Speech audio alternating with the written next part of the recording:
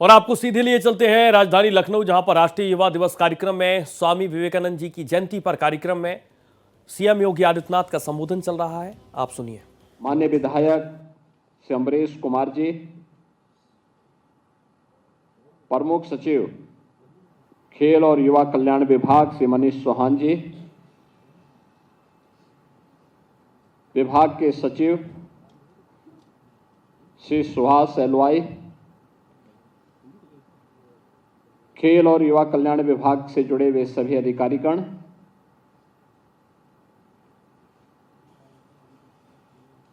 प्रदेश के अलग अलग जनपदों से उपस्थित स्वामी विवेकानंद युवा पुरस्कार, युवक मंगल दल और महिला मंगल दल से जुड़े हुए पुरस्कार प्राप्तकर्ता और प्रांतीय रक्षक दल से जुड़े हुए सभी स्वयंसेवक गण और उपस्थित बहनों और भाइयों, आज पूरा देश भारत के एक अत्यंत आध्यात्मिक और क्रांतिकारी गुरु स्वामी विवेकानंद का स्मरण कर रहा है। 12 जनवरी स्वामी विवेकानंद की जयंती के रूप में पूरा देश आयोजित करता है। इस अवसर पर आदरणीय प्रधानमंत्री जी की प्रेरणा से देश के अंदर युवाओं से संबंधित अनेक आयोजन हो रहे हैं। उन आयोजनों के साथ देश के प्रधानमंत्री जी का, विभिन्न राज्यों में वहां के मुख्यमंत्रियों का सहभागिता और सहयोग देश के युवाओं को प्राप्त हो रहा है। हम सब जानते हैं स्वामी विवेकानंद भारत माता के एक ऐसे सपूत थे जिन्होंने भारत की प्राचीन आध्यात्मिक संस्कृति को वैश्विक मंच तक पहुंचाने में एक बड़ी भूमिका का निर्वहन किया था। भारत और भारतीयता के प्रति हर भारतवासी के मन में गौरव की अनुभूति हो, वह कार्य स्वामी विवेकानंद ने पिछली सदी में किया था। 1893 के शिकागो समिट के माध्यम से उन्होंने दुनिया को बताया था कि भारत क्या है, भारत की आध्यात्मिक और सांस्कृतिक विरासत क्या है, और देश के युवाओं को उन्होंने भारत की विरासत के साथ साथ आधुनिक विकास के साथ बेहतर समन्वय बनाने के लिए भी एक नई प्रेरणा दी। स्वामी विवेकानंद कहा करते थे कि चुनौती जितनी बड़ी हो, जीत उतनी ही शानदार होती है। और याद करना, ये युवाओं के लिए आज भी प्रेरणा हो सकती है। अक्सर हम चुनौती को देख करके भागते हैं और पलायन का रास्ता अपनाते हैं। देश का एक युवा सन्यासी इस देश की जनता को, जब ये देश गुलाम था, तब आह्वान कर रहा है कि नहीं, चुनौती से भागे मत, उसका मुकाबला करिए। चुनौती जितनी बड़ी होगी, जीत उतनी ही शानदार हमारे लिए होगी। और यह स्वामी विवेकानंद देश के युवाओं के लिए बोलते थे। अपनी आध्यात्मिक और सांस्कृतिक विरासत पर गौरव की अनुभूति करना, लेकिन आधुनिक ज्ञान विज्ञान से अपने आप को वंचित नहीं करना है। उसके बीच में एक बेहतर समन्वय होना चाहिए। भारत की ऋषि परंपरा, भारत के ज्ञान विज्ञान की परंपरा को उन ऊंचाइयों तक पहुंचाया था जो विज्ञान से भी आगे, उससे भी ऊंची पायदान पर खड़े होकर के विश्व को नेतृत्व दे सकता है। और यही तो प्रेरणा स्वामी विवेकानंद की रही। स्वामी विवेकानंद की यह प्रेरणा देश की आजादी के आंदोलन में और आजादी के बाद भी प्रत्येक युवा के लिए, प्रत्येक भारतवासी के लिए एक नया आदर्श है, एक नई प्रेरणा है। और उसी आदर्श से प्रेरणा ग्रहण करते हुए राष्ट्रीय महोत्सव के अवसर पर आदरणीय प्रधानमंत्री जी की प्रेरणा से जो अनेक कार्यक्रम हुए, मुझे प्रसन्नता है कि उत्तर प्रदेश के 63 नौजवानों की टीम भी राष्ट्रीय महोत्सव में भागीदार बनने के लिए गई थी।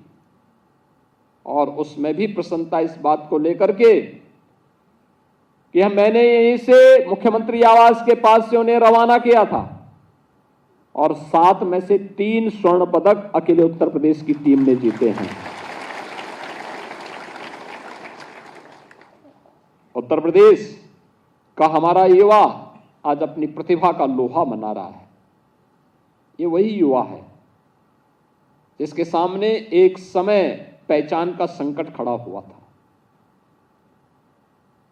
युवा के बगैर किसी भी सभ्य समाज का और किसी भी राष्ट्र का कोई भविष्य नहीं हो सकता।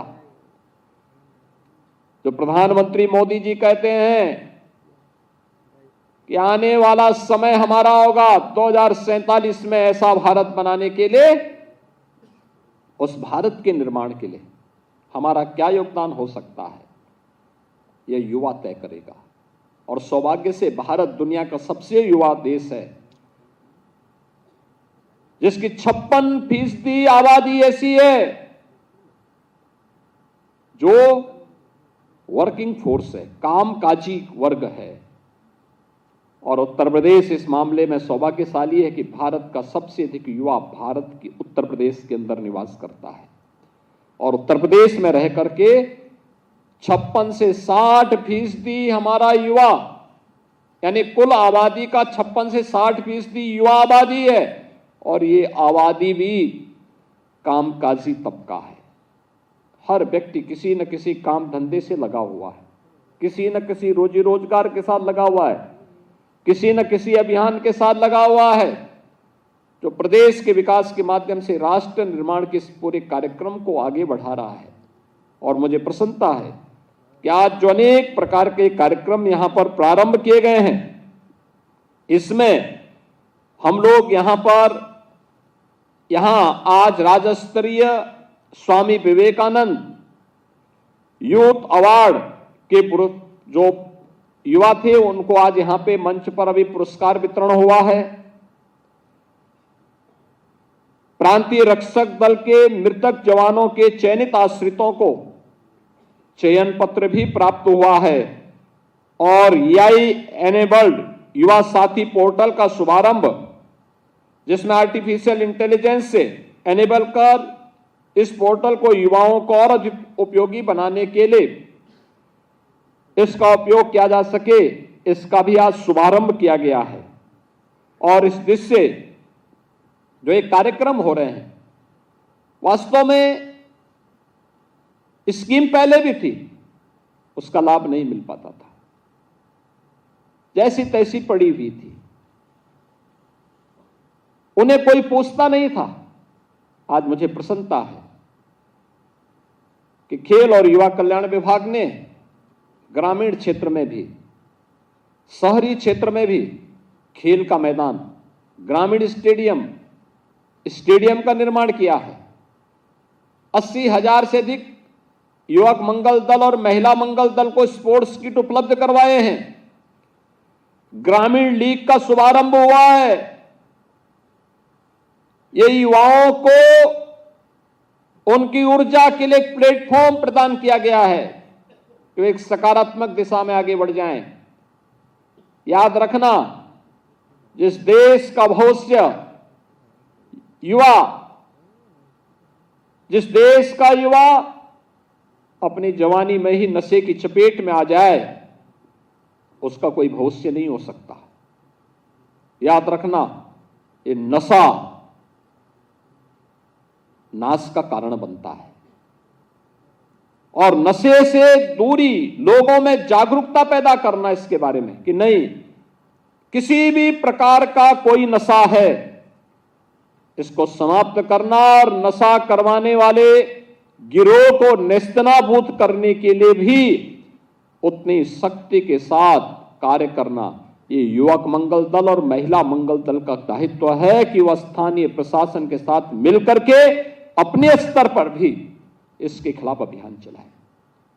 इसके लिए एक सकारात्मक ऊर्जा के लिए गांव गांव में खेल के मैदान को प्रोत्साहित करना, गांव गांव में खेल का मैदान और खेलकूद की गतिविधियों को आगे बढ़ाना। गांव में ही हो, खेल तो हर तबके का व्यक्ति कर सकता है, कोई दौड़ सकता है, कोई फुटबॉल खेल सकता है, कोई वॉलीबॉल खेल सकता है, कोई क्रिकेट खेल सकता है, कोई कुश्ती खेल सकता है, कोई रस्साकसी के ही कार्यक्रम के साथ जुड़ता है। मनोरंजन भी है, साथ साथ व्यक्ति को अपने स्वयं के शरीर को फिट रखने के लिए एक अभियान भी। कितना रोचक होगा जब गांव में महिला और पुरुष आपस में ही रस्साकसी करें, देखते हैं किसमें ताकत है। ये भी प्रदर्शन होना चाहिए, क्या बुराई है। अगर युवा आपस में ही गांव में वॉलीबॉल की टीम बना करके खेलने लग जाएं, कबड्डी खेलने लग जाएं, खो खो खेलने लग जाएं, क्या बुराई है। और फिर गांव की एक टीम बना करके वो दूसरे गांव के साथ कंपटीशन करें, फिर वे गांव की दोनों गांव न्याय पंचायत स्तर पर एक टीम बने, वो ब्लॉक स्तर पर कंपटीशन में भाग ले, ब्लॉक स्तर की प्रतिस्पर्धा की टीम फिर एक टीम के साथ जोड़ते हुए वह जनपद स्तर पर, और जनपद स्तर की टीमें मिलकर के कमिश्नरी स्तर पर, कमिश्नरी स्तर की टीम प्रदेश स्तर पर प्रतिस्पर्धा में भाग लेती है, तो कौन भारत को अंतर्राष्ट्रीय मंच पर ओलंपिक हो, एशियाड हो, कॉमनवेल्थ हो या किसी भी इंटरनेशनल चैंपियनशिप में भारत को कौन ऐसा देश होगा जो पदक लेने से वंचित कर पाए। भारत अवश्य पदक लेगा, लेकिन इसकी शुरुआत गांव से होनी चाहिए और युवक मंगल दल और महिला मंगल दल इसमें बड़ी भूमिका का निर्वहन कर सकता है। गांव में स्वच्छता के कार्यक्रम को चलाना, ट्यूबरक्लोसिस के खिलाफ एक अभियान चल रहा है। प्रधानमंत्री जी ने कहा 2025 तक टीबी को पूरी तरह समाप्त करना। इसके लिए ऐसे मरीजों को चिन्हित करना, उनको दवा उपलब्ध कराना, फ्री में उपचार है, ऐसे परिवारों के लिए भरण पोषण के लिए पैसे की व्यवस्था है, उनको जोड़ने का काम करना। कितना बड़ा काम हो सकता है। इसमें आप भी सहयोग कर सकते हैं। युवक मंगल दल और महिला मंगल दल को सहयोग करना चाहिए, खेलकूद की गतिविधियों को बढ़ावा देना चाहिए, नशे के खिलाफ अभियान चलाना चाहिए, स्वच्छता के कार्यक्रम को प्राथमिकता के आधार पर आगे बढ़ाना चाहिए, जल संरक्षण के कार्यक्रम में भाग लेना चाहिए, लोगों को प्रेरणा देनी चाहिए। कितना बड़ा काम आप कर सकते हैं। यह कार्य हमें पूरी ईमानदारी और प्राथमिकता के साथ आप करेंगे, कोई संदेह नहीं कि हमारा देश फिर से प्रधानमंत्री मोदी जी के संकल्पों के अनुरूप, उनके विजन के अनुरूप 2047 के पहले दुनिया की सबसे बड़ी ताकत बनकर के उभरेगा। सबसे बड़ी